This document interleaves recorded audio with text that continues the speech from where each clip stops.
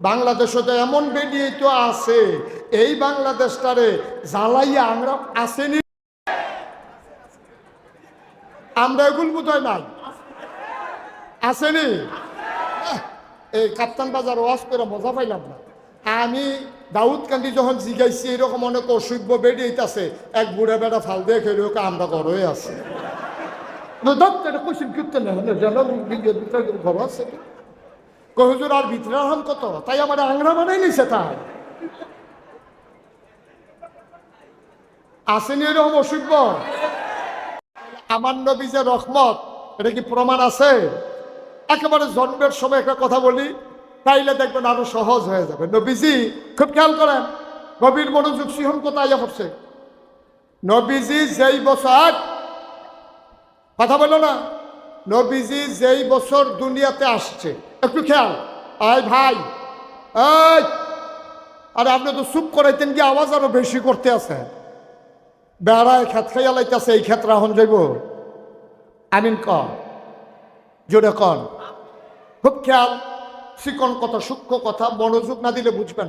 নবীজি যেই বছর জন্মগ্রহণ করছে, এই বছরে তৎকালীন জমানা মক্কার মহিলারা যখন বাচ্চা জন্ম দিত, তখন বুকের দুধ মায়েরা বাচ্চারা খাওয়াইতো না। সুবহানাল্লাহ কইতেন না? এটা তারা প্রেস্টিজ। আয় ছেলে আয়, বসো।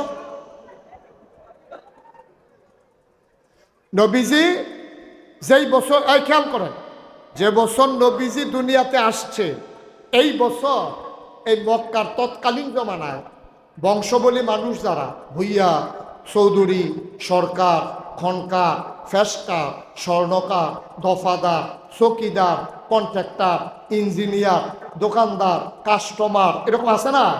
তখন নানান বংশের যারা লোক, ভালো ভালো বংশের যে তারা বেডিয়েটের দুধ ওই বাচ্চারা খাওয়াইতো না। তো বাচ্চা খাইবো কি? ছোট বাচ্চা থেকে দুধ খাইতে পারে, সেটা আলগা দুধ খাইতে পারে না, গুস্ত খাইতে পারে না, রুটি খাইতে পারে না, তোতে খাইবো কিটা? তৎকালীন জমানায় মক্কার পার্শ্বে একটা শহর আছে, এখনো আছে, শহরটার নাম হলো তায়েফ।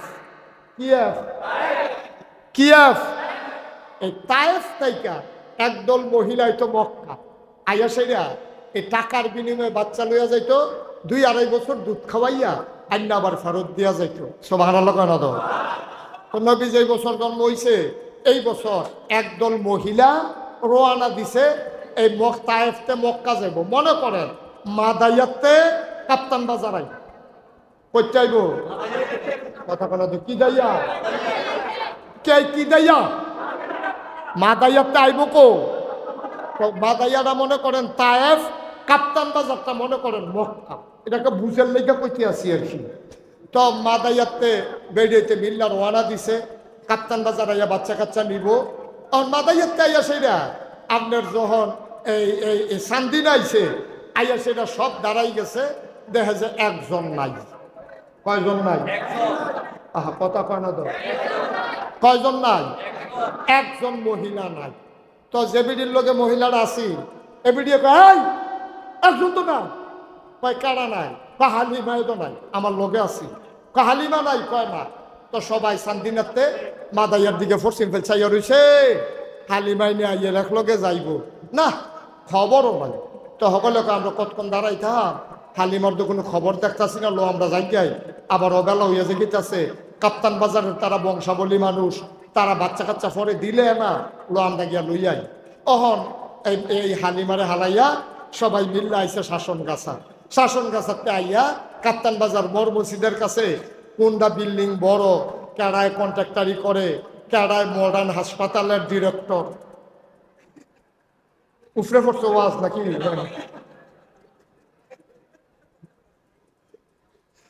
তাই সব বড় বড় পয়সাওয়ালা কারা, এইরকম দেখা দেখা সবাই বাচ্চা কাচ্চা লইয়া আবার ফিরার ওয়ানা দিছে। ফিরার ওয়ানা দিয়া গেছে আপনার এই কি কয় আলে খরচ কই গেছে, কথা কয় না দেখি, আইসিল করতে, হালিমা নাই করতে। তখন তারা বাচ্চা লইয়া গেছে কো আলে কারসর গেছে পরে, খেয়াল করেন আলে কারসর গিয়া দেহে হালিমা আইতে আছে, তারা কথা কখন লাগবো তো, হালিমা তারা ক্রস করছে কখনো, হালিমা দেয় সকলের কোলে নিতে বাচ্চা ওয়া ওয়া ওয়া কান্দে না এরকম এই বাচ্চা কাচ্চা লইয়া তারা যাইতে আছে মাতাইয়ার দিকে। হালিমা কয় গো, হালিমা আছিল 3 জন, হালিমা, হালিমার স্বামী আর হালিমার একটা বাচ্চা আছিল, নাম হইল আব্দুল্লাহ। সুবহানাল্লাহ কইতেন না? জিগা গো, এই তোরা কি বাচ্চা লইয়া আইয়া পড়ছ? কয় না, তোমার লেগে বইয়া না থাকবো, কইতে একটা মেত্রা মার্কা উঠলইছ তুই, দিশান দিবি ফিস বইয়া গেছিস তুই। আমরা অনেক চেষ্টা করছি না তোর লাগিয়া, তুই আইচ্ছা এর লেগে গিয়ে আমরা বাচ্চা লইয়া আইয়া পড়ছি। তা হালিমায় কয় আর বাচ্চা নাই? সুবহানাল্লাহ কোন রে? হ্যাঁ, কাপ্তান বাজার বহিরের কোনারা একটা বাচ্চা আছে, টিনের ঘর, কোনো মতে তারা চলে, বাপ নাই। এই বাচ্চা আইনা টেহা পাই আমকো গেছি তো 2টা টেহার লাগিয়া, তো এই বাচ্চা আর আমরা আনছি না। হালিমা কয় লন ফেরত যাই, আর ভিতরের দিকে গিয়া লাভ নাই। হালিমার জামাইয়ের মনটা আছিল নরম। হালিমার জামাইয়ে কয় দেখ এখন আমরা এখন পর্যন্ত আইয়া পড়ছি, আর ফেরত গিয়া লাভ নাই, চলো বাচ্চারা চাইয়াই, ভাল লাগলে নেম না হইলে নাই। হালিম একটু বাস্তববাদী ছিল। বাংলাদেশে তো এমন বেরিয়ে তো আছে, এই বাংলাদেশটারে জ্বালাইয়া আমরা আসেনি রে, আমরা এগুল বোধহয় নাই, আসেনি। এই কাপ্তান বাজার ওয়াজ করে মজা পাইলাম না। আমি দাউদকান্দি যখন জিগাইছি এরকম অনেক অসভ্য বেরিয়েছে, এক বুড়া বেড়া ফাল দিয়ে খেলে ওকে আমরা ঘরে আছে ঘর আছে কহুজুর আর ভিতরে আরাম কত, তাই আমার আংরা বানাই নিছে। তাই আসেনি এরকম অসভ্য। মানে হালিমা একটু হিসাবই আর কি, এমনি ভদ্র মহিলা।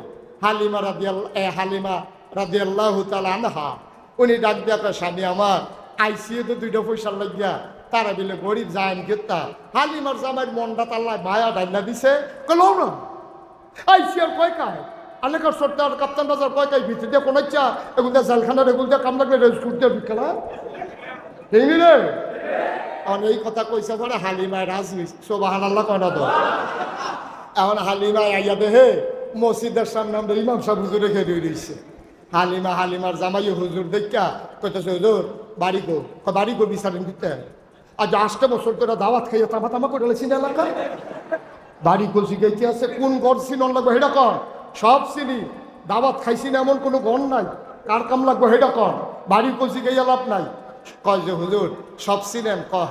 কই এলাকার দিলে একটা বাচ্চা আছে, তার বিলে বাপ নাই, বাচ্চাটা বিলে এতিম, নাম বিলে মুহাম্মদ সাল্লাল্লাহু। হুজুরে কয় তার ঘর বিচারে, ওই যে কোনার ঘরটা এটা তো হবে তার ঘর। এবার হুজুর রে খাড়া করাইয়া হালিমার জামাই আর বাচ্চার নাম না কিতা আব্দুল্লাহ রে লইয়া সেই কোনাত গেছে। গিয়া সেরা হালিমায় কয় স্বামী আমার এই বেডির জামাই নাই, ঘরটার বিধে বুঝে বেডিটা একলা, আপনি বেড়ায় মানুষ, এই ঘরের দুহনটা ঠিক হইতো না, আপনি কুদুর বাইরে আব্দুল্লাহ রে লইয়া খেরন, আমি কুদুর ভিতরে ঘুরান দিয়া বাচ্চাটা চাইয়াই। সুবহানাল্লাহ না তো। হালিমা ঘরের দরজায় দাঁড়িয়ে সালাম দিলেন, আসসালামু আলাইকুম। ভেতর থেকে মহিলা কণ্ঠ কয় ওয়ালাইকুম আসসালাম। বাইরে দাঁড়িয়ে কে সালাম দেয়? কয় আমার নাম হালিমা। কয় কোন হালিমা? কয় হালিমা তু সাদিয়া। কয় চিনলাম না। কয় আমার বাড়ি তায়েফ। কয় কেন এসেছো হালিমা? কয় শুনলাম আপনার ঘরে নাকি একটা বাচ্চা আছে। ও আমেনা, বাচ্চাটা দেখার জন্য এসেছি, আমি কি ভেতরে আসবো নাকি? আমেনা কান্দে আর কয় হালিমা গো, সকাল থেকে কত মহিলা উটের পিঠে করে বাচ্চা নিয়ে গেল, আমি কত উটের পায়ের শব্দ শুনলাম, বাচ্চাদের ওয়া ওয়া কান্না শুনলাম, কেউ আমার বাচ্চার খবর নিল না। তোমার বুঝি বাচ্চার জন্য খুব মায়া লাগছে গো হালিমা। আহলান সাহলান মারহাবা, মোস্ট ওয়েলকাম, আমার ঘরে তোমারে স্বাগতম। এবার হালিমা ভিতরে ঢুকলেন। হালিমা কয় আমি ঘরে ঢুকে দেখি আমেনা বিছানার উপরে আসন পেতে বসে আছে, কোলের ভিতরে ছোট্ট একটা শিশু, এইরকম একটা সাদা রুমাল দিয়া বাচ্চার মুখটা এমন করে ঢাকা। আমি বললাম আমেনা, ও আমেনা, বাচ্চা নেব এমন কোনো কথা নাই, দয়া করে বাচ্চারা দেখতে চাই, বাচ্চাটার একটু দেখাও। কয় দেখে নাও নয়ন ভরে। কয় দেখবো কেমনে? রুমাল দিয়া মুখ ঢেকে রাখলে। এবার আমেনা টান দিয়া পর্দা সরাই দিলেন। হালিমা কয়, জীবনে আমি অনেক মানুষের বাচ্চা দেখেছি, আমি অনেক শিশু দেখেছি, খোদার কসম এমন সুন্দর বাচ্চা আমি হালিমা আমার জীবনে আর একটাও দেখি নাই।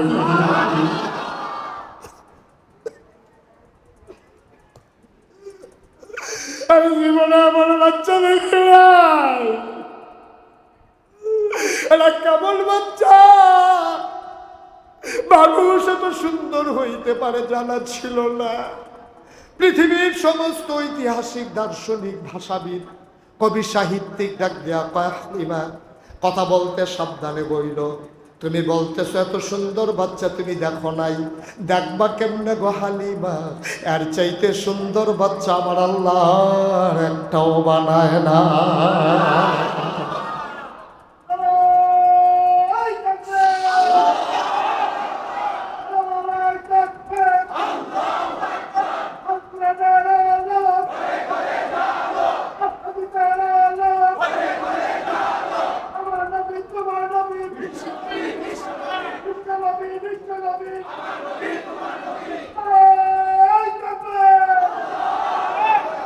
হালিমা ডাক দেয়া কয়, জীবনে আমি অনেক বাচ্চা দেখেছি, মানুষ তো সুন্দর হইতে পারে আমার জানা ছিল না।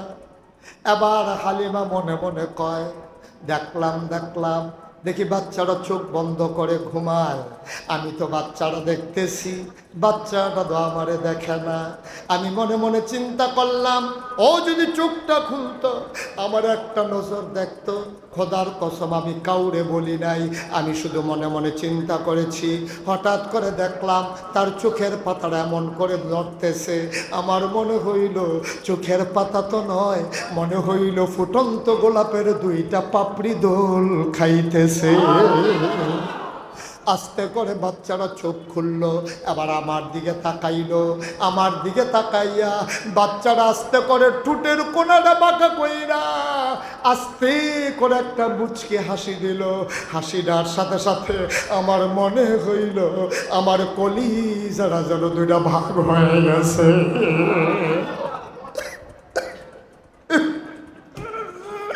আমি দৌড় দিয়া ঘরের বাইরে গেলাম।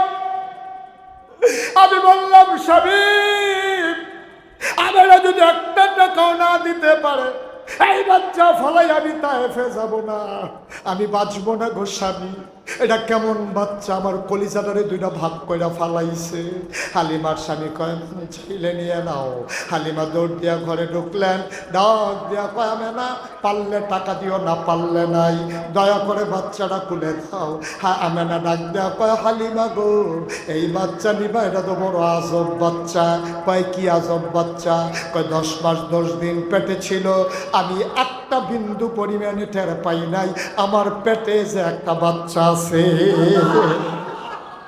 যখন বাচ্চাটা দুনিয়াতে আসে একটা পিঁপড়া কামড় দিলে আমি টের পাই, কিন্তু বাচ্চারা যখন দুনিয়াতে আসছে একটা পিঁপড়ার কামড়ের মতো আমি টের পাই না।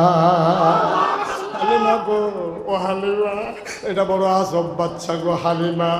দুধ খাওয়াই দিলেও কান্দে না, না খাওয়াইলেও বাচ্চারা কান্দে না, ঘুম পাড়াই দিলেও নড়ে না, সজাগ থাকলেও নড়ে না, বড় লক্ষ্মী সোনা বাচ্চা গো হালিমা গো। এই বাচ্চাটার জন্য আমার একটা কষ্ট আছে। এই বাচ্চাটা জন্মের আগে বাপ হারাইছে, আমি তার মা, আমি গরিব মানুষ, বাজারে যাইতে পারি না। আমার এত সুন্দর বাচ্চা আমি কোনো দিন একটা খেলনাও কিনা দিতে পারি নাই, এটা নিয়ে আমার বড় কষ্ট। এত সুন্দর বাচ্চা একটা কাগজের ফুলও কিনে দিতে পারলাম না। হালিমা গো, ও হালিমা, আমি গোসল করার জন্য ওয়াশরুমে ঢুকলাম, হাম্মামে ঢুকলাম, আমি তার ঘুম পাড়ায় আসছি, বাচ্চা তো নড়ে না। হঠাৎ করে টের পাইলাম ঘরের ভেতরে কি যেন আওয়াজ হয়। জানালা খুলি, আমি ঘরের ভিতরে তাকাইয়া দেখি আমার মোহাম্মদ হাত পা গুলা নাড়তেছে আর খিলখিল করে হাসতেছে। আমি চিন্তা করলাম কোনোদিন তো হাত পা নাড়ে না, আজকে নাড়ে কেন? আমি উপরের দিকে তাকাইয়া দেখি আমি মোহাম্মদের খেলনা কিনা দিতে পারি নাই, মোহাম্মদের আল্লাহ তারে খেলনার বাকি রাখে নাই। আমি উপরের দিকে তাকাইয়া দেখি রে আকাশের চাঁদ আর তারাগুলারে খেলনা বানাইয়া আমার মোহাম্মদের হাতের নাগালে মাওলা পাঠাই দিছে।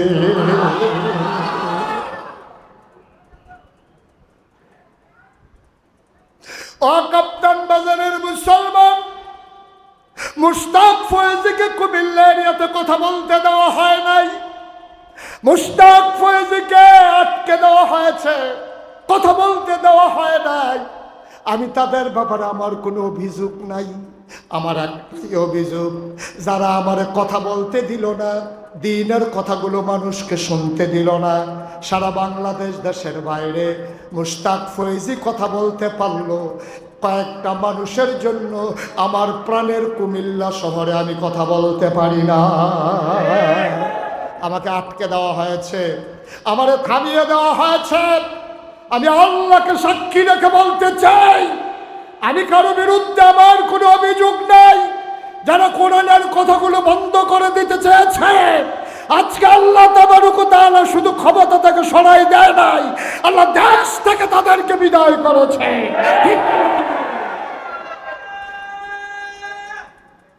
এটাই হচ্ছে পৃথিবীর বাস্তবতা, এটাই হচ্ছে ইতিহাস।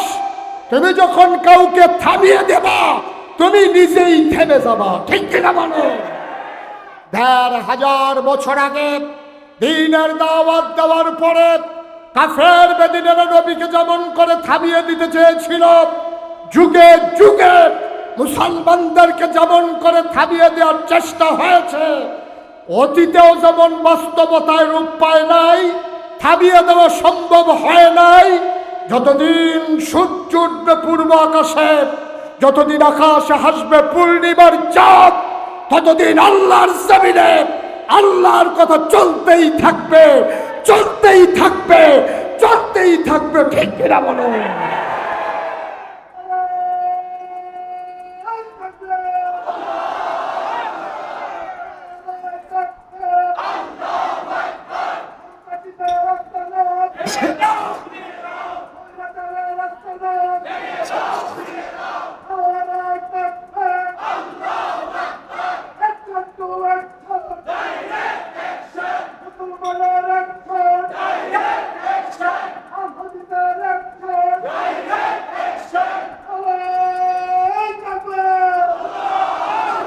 সবাই পড়ে না আমিন, জোরে পড়ে না আমিন।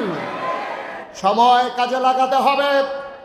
যেমন করে যুগে যুগে ইসলামের দুশ্মনেরা ইসলামের ক্ষতি করেছে, আজ ইসলামের দুশ্মনেরা উৎ পেতে আছে। সুতরাং অতন্ত্র প্রহরী হয়ে আমার দিনকে বিজয়ের সর্বোচ্চ পর্যায়ে না নেওয়া পর্যন্ত বাংলার মুসলমান নিথর নিস্তব্ধ হবে না, ঠিক কিনা বলো? সুতরাং সময় এসেছে, পরিবেশ তৈরি হয়েছে, এগিয়ে নিয়ে যেতে হবে। একেবারে টপ টু বটম, চৌকিদার থেকে শুরু করে রাষ্ট্রের সর্বোচ্চ পর্যায় পর্যন্ত ৯৯ জন লোক এই মুসলমানের দেশে ইসলামকে বিজয়ের বেশে দেখতে চায়, ঠিক কিনা বলো? এই পথ পাড়ি দিতে গিয়ে কখনো এই পথ কুসুমাস্তীর্ণ ছিল না, এই পথ ছিল কণ্টকাকীর্ণ, কাটা বেছানো, রক্ত দিতে জানবো। মনে রাখবো, ইসলামের জন্য যদি ১ সাগর রক্ত দেওয়া লাগে, যেমন করে বাংলাদেশে দ্বিতীয় স্বাধীনতা আনার জন্য ঢাকার পিচ ডালা কালো পথগুলোকে রক্তে রঞ্জিত করে দিয়েছে আমার সোনার ছেলেরা, ইসলামকে একেবারে সব জায়গায় পৌঁছে দেওয়ার জন্য ১ সাগর রক্ত যদি দিতে হয়, বাংলার মুসলমান আমি বিশ্বাস করি তৈরি আছে। কারণ আমরা জানি মামলা হবে, হামলা হবে, জেল জুলুম নির্যাতন হবে, প্রয়োজনে জীবন দেওয়া যাবে, ঈমান দেওয়া যাবে না। রাজি আছো কিনা? হাত তোলো।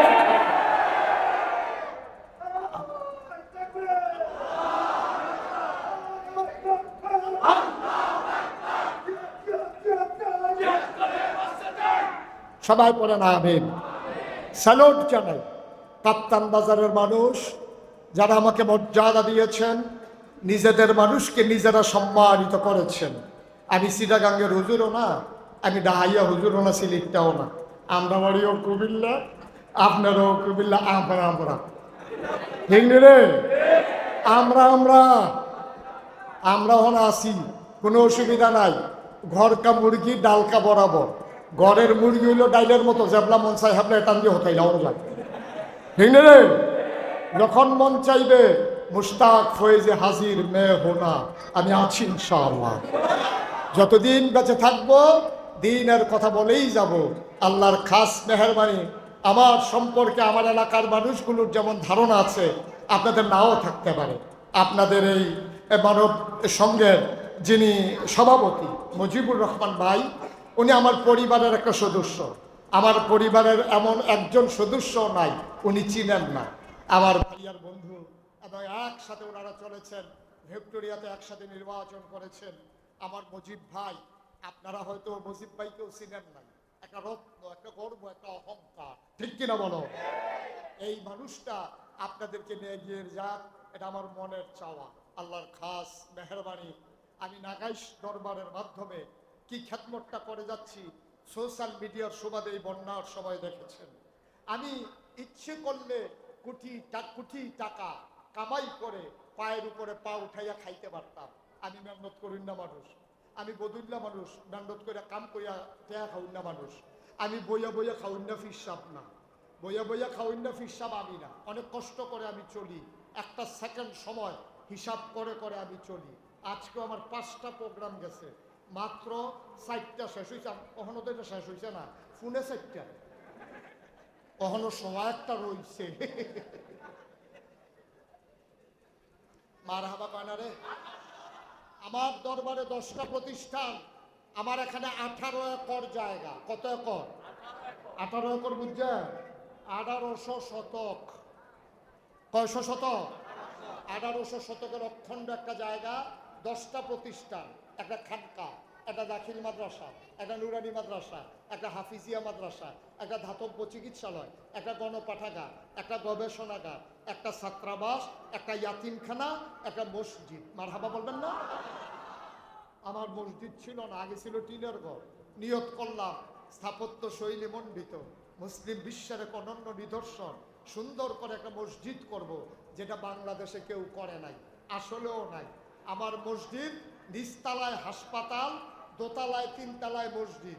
এই মসজিদে যে আসবে, আধভাঙ্গা গেছে গা চিকিৎসা করব, যাইতে 2 রাকাত নামাজ পড়া মনটা রোজ ঠান্ডা করে বাজছে। সুবহানাল্লাহ কইতেন না? এখানে মনেরও চিকিৎসা হবে, শরীরেরও চিকিৎসা হবে। আমার মসজিদ 19,000 স্কোয়ার ফিট। মসজিদের বাজেট ধরা হয়েছে 30 কোটি টাকা। কয় কোটি? আমি নিজে যখন এই কথা কইছে, ইঞ্জিনিয়ারে যখন পয়লা কইছে 15 কোটি কইছে, পরে শীতের ভিতরে মাথায় নেওয়া শরীর একটা গান দিয়া লাইছে, ডরাইছি। গরিব মানুষ 15 কোটি টাকা পায় তো। ইঞ্জিনিয়াররা কইছে নিয়ত করে নাই মালান। আমি গাড়ি নিয়ত যে করাম, কিতা দিয়া করাম হেঁটে তো নাই, কইছে একটা নিয়ত করে। তাই আমি একটা নিয়ত করলাম, আল্লাহ 33 বছর আমি মুশতাক ফয়েজি ওয়াজ করি, 33 বছর। সুতরাং বছরে তো অনেক টেহে লাড়াছাড়া করি, ইনশাআল্লাহ তোমার ঘর মসজিদের কাজ ধরবো। আর আমি মুশতাক ফয়েজি 1 বছরে মাহফিল করে যত টাকা হাদিয়া পাই, পুরা টাকাটা আমি মসজিদে দিয়ে দেবো ইনশাআল্লাহ। আমি একসাথে 25 লক্ষ টাকা দিয়া তারপরে কাজ শুরু করছি। আজকে পর্যন্ত আমার মসজিদের খরচ 4 কোটি টাকার উপরে। একতলার ছাদ হয়ে গেছে, সিঁড়ি হয়ে গেছে, দোতলার কাজ চলতেছে। আমি মসজিদের ছাদে উঠে, আজকেও তো যাব, মসজিদের ছাদও না উঠলে ভালো লাগে না। রাইতে 2টা, 2:30, 3টা উঠে সেটা আকাশের দিকে তাকাইয়া কান্দি, আল্লাহর লগে কথা কই, আল্লাহ আমারে তো দেশের মানুষে চিনে, আমার ফুতাইত্রে তো এত মানুষে চিনে না। মসজিদরা শেষ না করে যদি মইরা যাই, তাহলে মসজিদরা করবো কেনা? তুমি আমার ওই পর্যন্ত হায়াত দাও, যেন মসজিদরা শেষ কইরা তারপরে যেন আমার মৃত্যু হয়। আমি আল্লাহর কাছে চাইছি, আমিন কইতেন না? আরেকটা গোপন জিনিস চাইছি, এটা কি কইয়ালিতা? মনে মনে কইসলাম আর কি, হনাইয়া কইয়ালিতা?